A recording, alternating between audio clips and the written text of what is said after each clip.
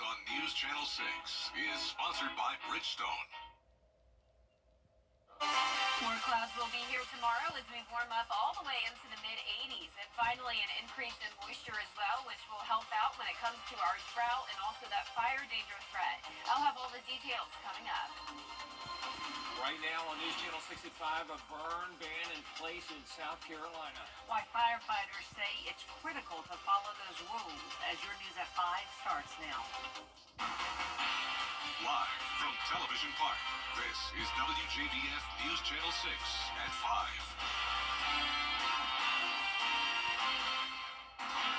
Good evening, everybody. I'm Brad Means. And I'm Jenny Montgomery. Thank you for joining us. Coverage you can count on begins in South Carolina, where a statewide burn ban is still in effect. After several wildfires popped up across Aiken County Wednesday, Kim Vickers with a look at why it is essential to adhere to the ban and what might happen if you don't. South Carolina issued 2 separate burn bans in March, something the South Carolina Forestry Commission says is rare. The most recent one went into effect March 21st, and they say it is imperative that people comply with the ban. Even something very small like an ember can travel so far and spread very, very quickly in these conditions. So we're urging people to really stick with this statewide burning ban and abide by it and respect it as well. Conditions across South Carolina are ripe for wildfires. Large brush fires popping up in Myrtle Beach and Table Rock, and several smaller fires in our local area as well. And we're looking at very low relative humidity, so dry conditions. We're also looking at high gusty winds. But in addition, we're also looking at dry fuels. We mean vegetative material, so that's trees, limbs, branches, leaves, pine straw, any kind of vegetative material that a fire will consume, that is fuel. The massive amount of storm debris left by Hurricane Helene is not only fuel, but creates a barrier, making it hard to contain wildfires. Hurricane debris is an obstacle that we may have to overcome, but we're fortunate that our partners have helped us with our recovery and our cleanup to the extent that they have, so we do have some relief there.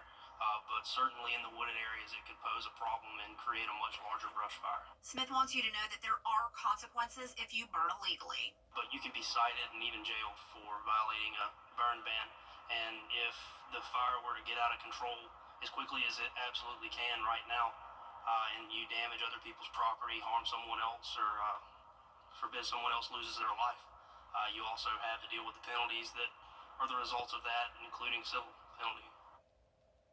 Again, state and local officials tell me it is vital that people comply with the burn ban as long as it's in place. In North Augusta, Kim Vickers, WJBF News Channel 6.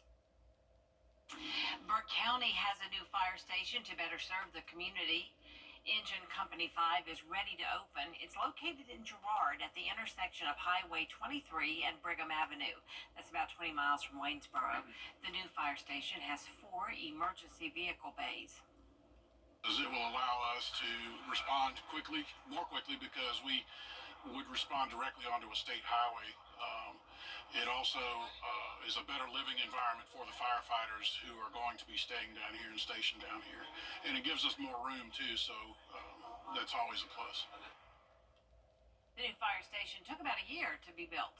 It is time now for our first check of the weather. Here's Chief Meteorologist Jennifer Tracci.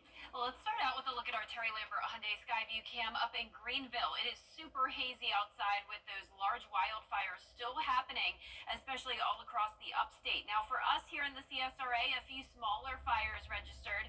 It's looking a little bit hazy here as well in the CSRA because we do still have the dry fuels in place. Relative humidity down to 20% in Augusta. This is extremely dry air, but the good news is that the winds are lighter than they were yesterday. Around this time yesterday, we had sustained winds around 10 to 15 miles per hour, gusts up to 25. Now the sustained winds are coming out of the southeast, only up to around 5 to 8. Gusts are still occasionally up to around 10 to 15, though, so it still is a concern when it comes to those fires, but things are going to start to improve tomorrow. The temperature change map is showing conditions now a couple degrees cooler than yesterday, and that's putting us in the low to mid 70s. 75 in both Millen and Louisville, Barnwell and Allendale at 72. Augusta at 74. Lots of sunshine for us to enjoy today with those comfortable spring-like temperatures.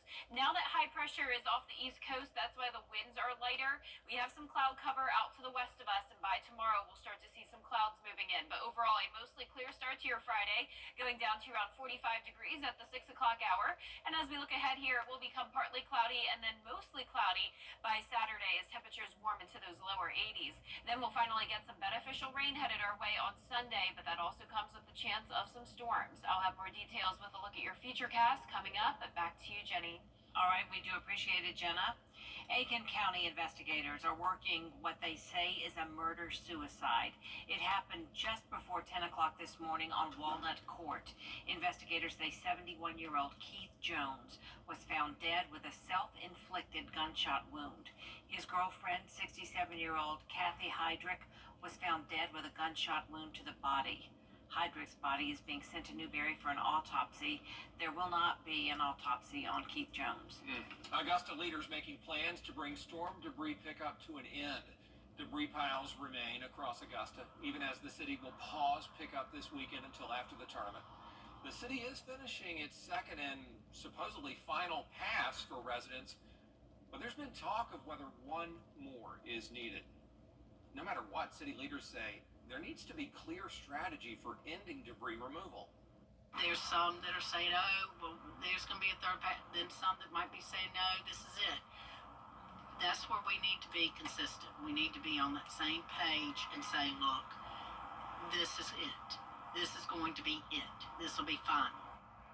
Some people in the hardest hit areas still have storm debris in front of their homes. They say Augusta needs to continue picking up until the job is finished.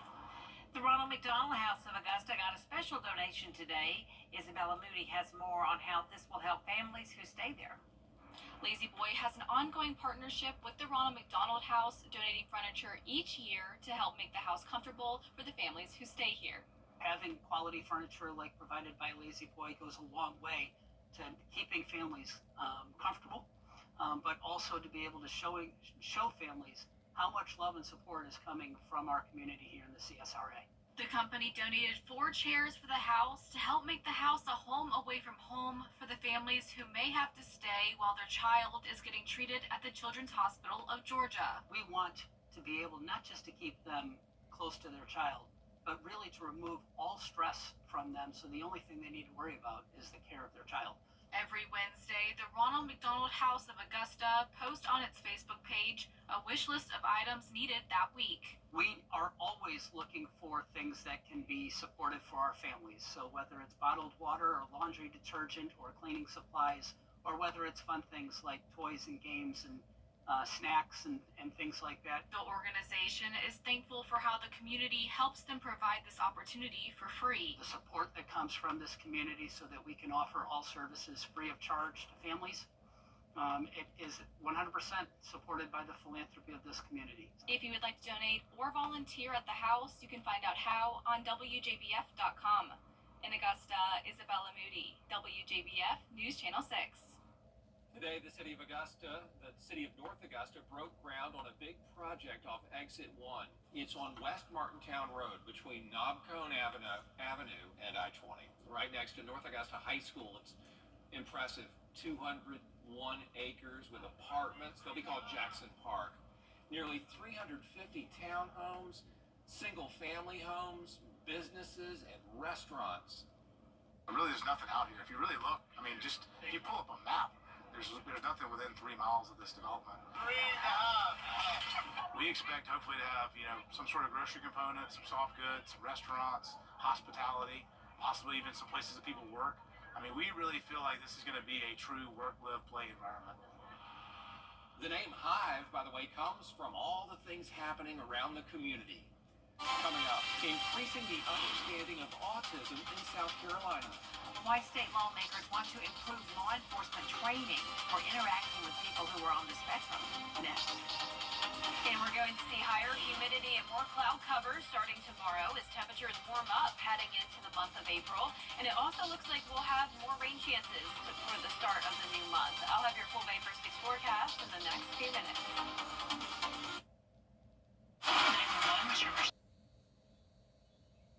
Welcome back. back, everybody. There is a new proposal in South Carolina to improve the training for officers when it comes to interacting with people on the spectrum. Caroline Yaffa takes a look at the impact the bill would have. If passed, this bill would create a required training course and new protocol for law enforcement and emergency medical personnel. Lawmakers say the focus is improving how law enforcement deals with those individuals on the spectrum. Without training, we cannot protect our loved ones like my son. We cannot protect our officers, our first responders. Layla Luna has a nonverbal 16-year-old son named Rio. She says one evening she and Rio were pulled over by law enforcement and Rio became violent. Luna says Rio was overstimulated by the police lights and sirens. I have a huge scar on my wrist because of it. I had to hold him in order to keep him from running out into the streets. She says if an officer had the right resources, he would have been able to interact positively with Rio. For example, the officer could have provided Rio with images and words that he could point to, or headphones to lower the noise of the sirens. This is something that is so imperative for safety. And also, we want to protect our first responders. Imagine they dedicate their whole entire life to serving the people. In 1 second, they can make that wrong decision. J.J. Jones, who is the executive director of the South Carolina Police Chiefs Association, says they are still working on details about cost. But it's important that law enforcement can give the best possible service to everyone, including those on the spectrum. Law enforcement in South Carolina understands the need. We have to help the kids on the spectrum, and we got to figure out a way to get this information out of every single police officer, even the new ones. And maybe through this process we can do that and help save one life. Last year, another bill was passed that would let families buy license plates indicating there's an individual with autism inside the vehicle. In Columbia, I'm Caroline Yaffa. Hard to believe today marks 6 months since Hurricane Helene destroyed parts of the southeast. We know it hit us so hard here at home, and our friends in western North Carolina are still dealing with it. Nothing looks like it did before the storm hit in late September. More than 150,000 people in that part of the Tar Heel state are getting help from FEMA to help with the tens of billions of dollars worth of damage. You sit there and watch everything you own go down the river, but the only thought is those memories and those things that you can't replace. The river couldn't take my memories, but it sure as heck took all the things that I treasure the most. The damage, all told from Helene, estimated to cost more than $78 billion to repair. Still ahead, the South Carolina Gamecocks heading for the Sweet 16. We'll have a live report ahead of their matchup in Birmingham next. Weather headlines on WJBF News Channel 6. Brought to you by Hickson Roofing. If your roof needs fixing, call Mr. Hickson. Injured and thinking of taking on the insurance company alone? Hit the brakes. Call George Sink Injury Lawyers. We'll take care of everything, so you don't have to. Get George Sink Law Firm on the line for 999. When you want to feel...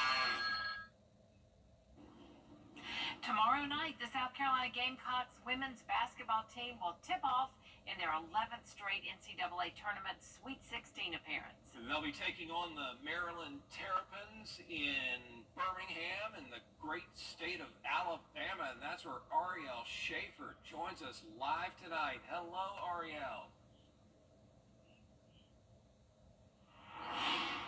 From the Magic City, the reigning national champs, the South Carolina Gamecocks, like you mentioned, they're making their 11th straight Sweet 16 appearance. That is the second longest active streak in the entire country. And from the vibes that we got in the locker room, this Gamecocks team feels like they have something to prove here in Birmingham, starting with their game against Maryland tomorrow. Now, all the chatter has some of the players we spoke to in the locker room feeling in some ways that they've been disrespected all throughout the regular season, saying that they can't compare personnel to what they had last year in order to repeat as national champs. The most important thing, though, we got from the girls is saying that they have to just have the mentality of staying within themselves, blocking out that outside noise, because they also mentioned that Maryland is a team that is gritty and physical, is going to play them tough for all 40 minutes.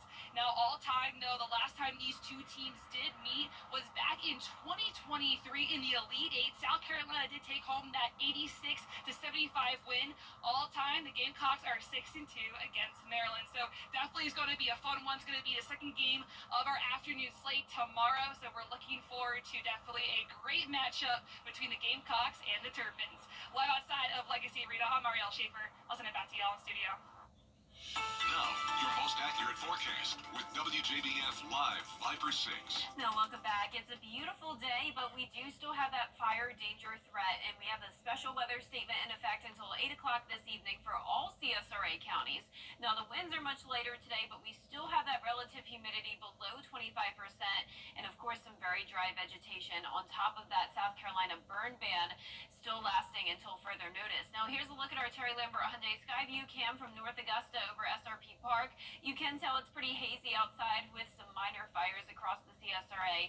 But as for our temperatures, really can't beat it. We're sitting at 74, 6-mile-per-hour wind at the moment. Humidity right at 20%. The sun will be setting at 7:45. 70 degrees now in Saluda, and then 75 in Sandersville and Wrightsville, 73 in Swainsboro, 72 now in Barnwell and Thompson. You're at 73. Our satellite and radar is showing that high pressure now in our area. So since it's moved over the two-state, the winds are now much lighter. And then we do have some clouds streaming in from the west. Now, as we zoom out here, notice this trough of low pressure bringing a lot of rain across southeastern Texas. And this is good for them considering they are in a very extreme drought, especially over San Antonio. For our area, the updated drought monitor is showing still a moderate drought, so we could definitely use some rain as well. No rain in the forecast for us today, but notice there is a high risk of excessive rainfall and flooding for that portion of Texas along the Gulf Coast. But for us tomorrow, we're going to keep it dry. It's still going to be a little bit sunny as well, but then later on in the day, we'll see more clouds moving in as those temperatures really heat up. We're going all the way up to 83 for your Friday, right around the low 80s as we go into the weekend. Briefly dipping down to 79 on Tuesday, but then shooting right back up to 85 next Thursday. So with the warmer weather also comes some humidity, and this is good news because this will help with the fire threat. The dew points are back into the 50s on Friday, and then we'll see dew points into the upper 60s by Monday. And that could also allow for some storms to develop. Some of those could be strong to severe. High chances of rain Sunday and Monday, but Monday is really the day we'll have to watch for that severe weather potential. We're still 5 days out, but just like we've been talking about over the past couple of days, the CSRA in our entire area is highlighted under that 15% probability of severe storms. As of now, it looks like we have a lot of low fuel for thunderstorm development across the CSRA, which is good news. But of course, we'll be watching this very closely and we'll keep you updated. This weekend will start out nice and dry though, so you really don't have to worry about any rain on Saturday other than a stray shower. Winds are going to be coming out of the southeast, and you can see a little bit of green out to the west of us, but really not impacting us until we get to Sunday morning. So when you're headed out to church in the morning, you may run into some rain. You'll want to keep that rain gear with you throughout the day. And we'll see a few thunderstorms on Sunday as well. Not expecting the severe weather then. But as we go into Monday, this is a stronger cold front that we'll be watching, and this could bring us those strong to severe storms. Winds still coming out of the south, warming us up. And then as we go into the afternoon, that's when we could see those impacts. So the timing has went ahead a little bit than yesterday. So beforehand, it was looking like this would come in Monday evening. Now it's a little bit earlier. This is 3 o'clock on Monday afternoon, and then by Monday night, we're starting to dry out. So this will bring us some beneficial rainfall to help with our drought. And notice above average chances of precipitation are expected across a good portion of the southeast for the first few days of April. Now for our low temperatures tonight, we will be in the mid to upper 40s, some places even around 50 degrees, so warming up there as well. And our highs tomorrow will be in the 80s across the entire area. That 10-day forecast is showing the high rain chances Sunday and Monday. We'll be back to sunshine, and it will be really nice next Tuesday. A little bit cooler into the upper 70s, but overall some very warm days ahead, and the low temperatures are going to get so much warmer, back into the upper 50s next week. All right, Jenna, thank you. Jenna, thanks. We appreciate it. Up next, a modern spin on an old classic. What one man is doing to bring classic cars into the future. After the break. Get in, let's drive, baby, to Milton Rubin's Superstore.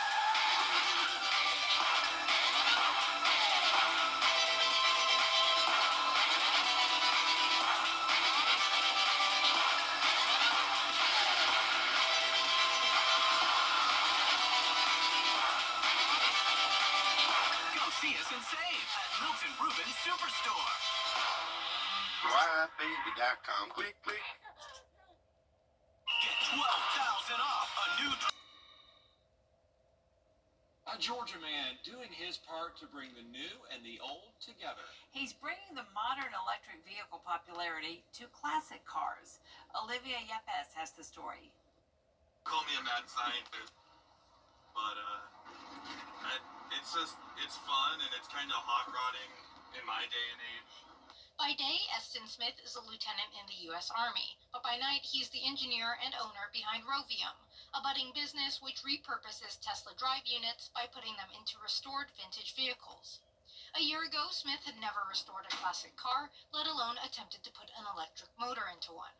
But what began as a passion project is something he hopes he can make a full-scale business. Down here is actually the Tesla motor. This is out of a 2022 Model S. It's their small motor, putting out about 265 horsepower. Smith's first restoration and modification project, a 1951 Chevrolet truck, has already replaced the brand new truck he used to own. And while some might think of classic vehicles with electric power as a bit of an oxymoron, Smith says there's a market for what he's doing. It is funny because the money I have into this truck is less than the new truck I was driving around. But nobody's doing this to, save money. It's just because it's cool. Smith is currently working on his second build, a Chevy 3100 he will put a 2023 Tesla motor into. If his business catches steam, Smith hopes to eventually manufacture brand new vintage-looking car bodies and parts to pair with electric power. Here's the battery I was talking about. So that's a great big Tesla Model 3 battery. And took an extensive amount of time to design this file to where everything fits together. But now that I have it, I could just cut all the pieces to the specified dimensions and weld it all up. Smith expects his latest build to be drivable and ready for its new home within a few months. That does it for us this half hour, but we have more coverage you can count on at 5:30. Including new fallout from that high-level group chat on Signal. Some cabinet members now facing a lawsuit. Stay with us.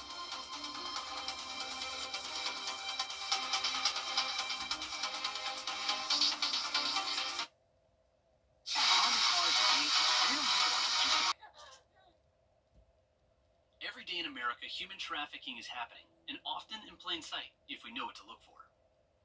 The Georgia DOT is committed to empowering our employees and motorists to recognize suspicious activity on our roads. Learn about the red flags and report suspected human trafficking in Georgia by calling the Georgia Human Trafficking 24-hour hotline at 866-363-4842. Everyone can help in the tragedy of human trafficking. Spread the word. Message from the Georgia DOT. My father told me a story. Every day, ordinary people in the CSRA do extraordinary things to serve our community. Each month, News Channel 6 recognizes these outstanding volunteers with the Giving Your Best Award. Do you know an everyday hero who goes the extra mile to help others? Nominate them for the Giving Your Best Award by visiting WJBF.com and filling out the entry form. Sponsored by Science Co., Piedmont Augusta, Security Federal Bank, and News Channel 6.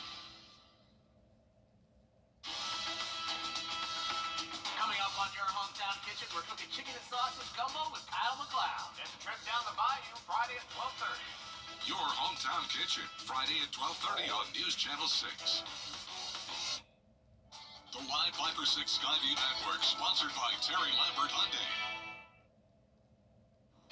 More clouds and moisture increasing tomorrow, which will help out with that fire threat we've been dealing with, and we'll also get some beneficial rain by Sunday and Monday to help with the drought. I'll have all those details, plus a look at how warm it's going to be coming up.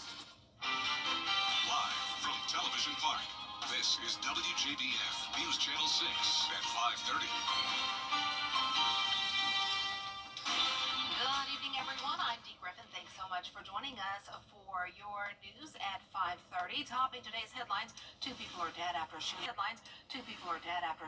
North Augusta. Deputies found 71-year-old Keith Jones and his girlfriend, 67-year-old Kathy Heydrich, dead inside a home on Walnut Court. Investigators say Jones died from a self-inflicted gunshot wound. A major development is taking shape in North Augusta. City leaders broke ground today on The Hive, a 201-acre project off Exit 1 that will bring hundreds of new jobs, not new homes, shops, and restaurants, as well as jobs, and traffic upgrades to West Martintown Road. Burke County has a new fire station to serve the community. Engine Company 5 is located in Girard at the intersection of Highway 23 and Brigham Avenue. That's about 20 miles from Waynesboro. The new station has 4 emergency vehicle bays. Well, coverage you can count on continues now with the Trump administration announcing it. Well, it's time now for a quick look at our weather with Chief Meteorologist Jenna Petracci. Jenna. Well, Dee, it's another sunny day, lots of sunshine and warm temperatures. Here's a look at our Terry Lambert Hyundai Skyview cam looking outside the station. Not a cloud in the sky, and it is a couple degrees cooler than yesterday, but nonetheless, it's still warm in the 70s. 74 in Augusta, 75 in Evans. Sylvania, you're at 74, 73 in Bamberg, 75 in Wrightsville, and 72 now in Washington. Relative humidity remains very low today, just like yesterday, around 20%. And winds, luckily, are much lighter now coming out of the southeast, so that's going to help when it comes to that fire danger threat. But with the dry fuels in place and how dry the soil has been lately from the drought, we still have that fire threat, so keep that in mind. Still not a good idea to burn outside, and that South Carolina burn ban does continue until further notice.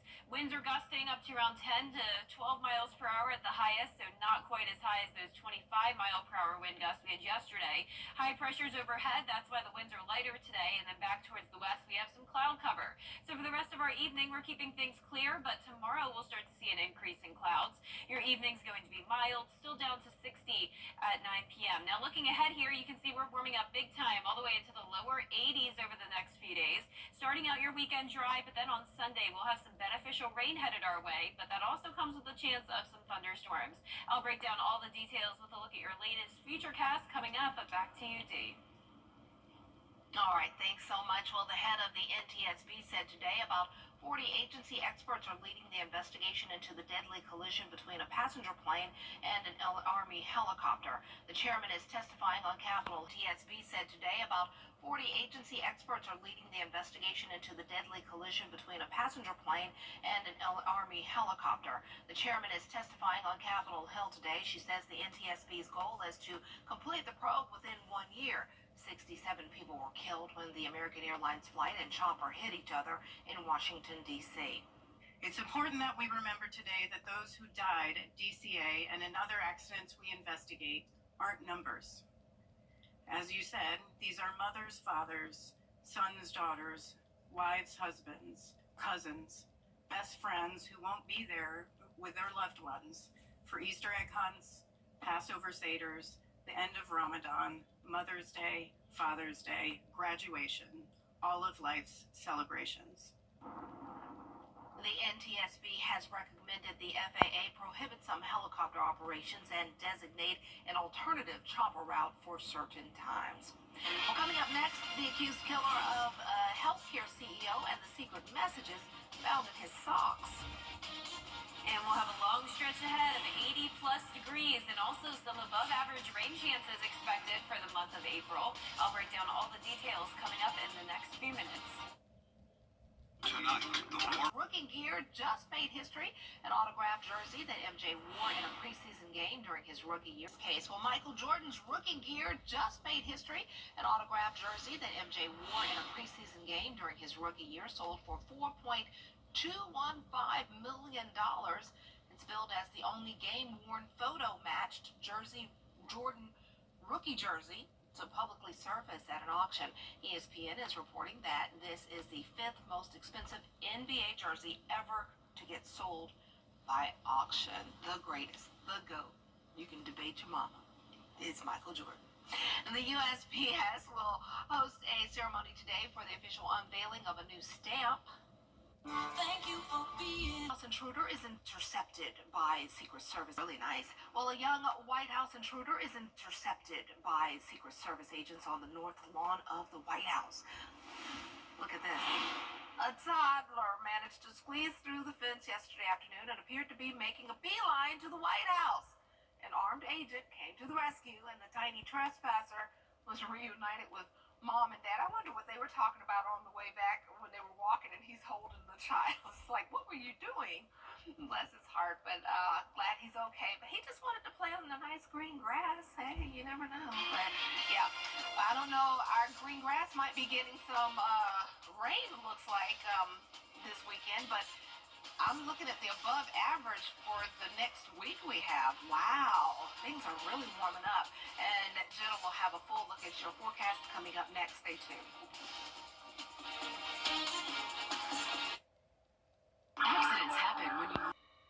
News Channel 6 is giving your best partners are grateful to all who joined us in supporting the Augusta Trade Center. We donated our time, and you can make a difference by giving. Your generosity serves families and individuals in need of the CSRA. Thank you for giving your best. The News Channel 6 mobile app is now even better. Download it today. The WJBF Live Viper 6 Skyview Network is sponsored by Terry Lambert Hyundai.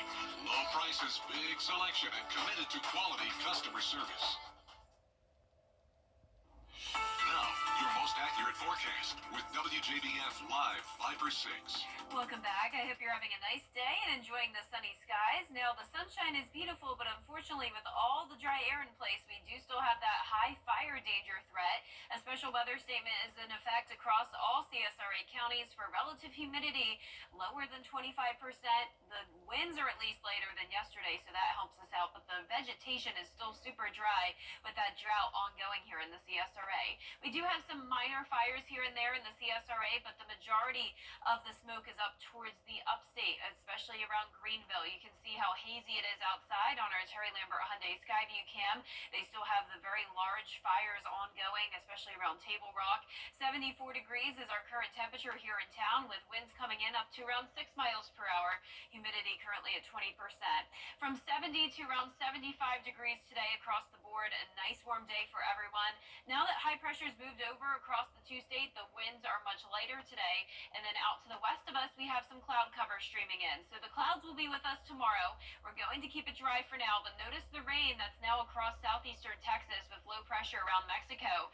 This is going to bring some flooding concerns over there towards Texas, but the good news for them is that they are in an extreme and even exceptional drought across San Antonio, so that will be some beneficial rain in a way.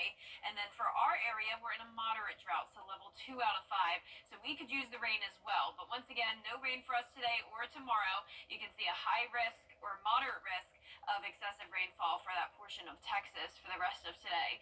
For us tomorrow, we're going to start out mostly clear, but clouds will continue to increase throughout the day, getting up to around 82 degrees. Then we're going to continue to see those lower 80s to start off the month of April. So it is going to be a very warm start to the new month, and more moisture is moving in, which is good news. That'll once again help with the fire concerns. Dew points climbing into the 50s for now, but then some upper 60s by Monday. But with dew points that high, unfortunately, we could see some thunderstorms and maybe even severe weather by Monday. So that'll be the day to watch. 80% chance of rain, but we'll also have some storms on Sunday as well. As of now, the Storm Prediction Center still has us under a 15% probability of severe storms for the final day of March, so we'll be watching this very closely. As of now, we're seeing very low future storm fuel across the area, so that is good news, but still, we have that possibility of seeing some damaging wind gusts, maybe some thunder and lightning, and once we get closer to the date, we'll really be able to pinpoint those threats. But for Saturday, things look nice and dry, so still some opportunity to get out and about and enjoy your weekend. But on Sunday, when you're headed out early in the morning, you may run into some rain, so you'll want the rain gear with you throughout the day. A few weak thunderstorms possible, but then this is the cold front that we'll be watching that'll move in Monday afternoon, bringing us that chance of, once again, some strong to severe storms. So we will continue to keep you updated on that. Our low temperatures tonight will be in the mid to upper 40s, and our highs tomorrow will be in the low 80s. Here's a look at your 10-day forecast. It's going to be very warm all the way into next week as well, eventually getting close to 90 degrees. Back to sunshine next Tuesday, but some isolated rain chances most of next week. Now back to you, Dee. All right, thanks so much. Our salute to service honorees next. We'll be right back. At Gerald Jones Subaru. At Gerald Jones Subaru, we are committed to keeping animals safe and healthy. And through our Subaru Loves Pets initiative, we're impacting the lives of shelter animals in our community. In fact, since 2022, we've partnered with the Columbia County Animal Shelter and helped 1,511 pets get adopted and find loving homes. We are dedicated to partnering with the Columbia County Animal Shelter and changing the lives of our local animals. Visit GeraldJonesSubaru.com to learn more. Augusta Regional Airport is Wonderful. Congratulations, Judge Blanchard. We'll be right back at 6. Weather headlines on WJBF News Channel 6. Brought to you by Hickson Roofing. If your roof needs fixing, call Mr. Hickson.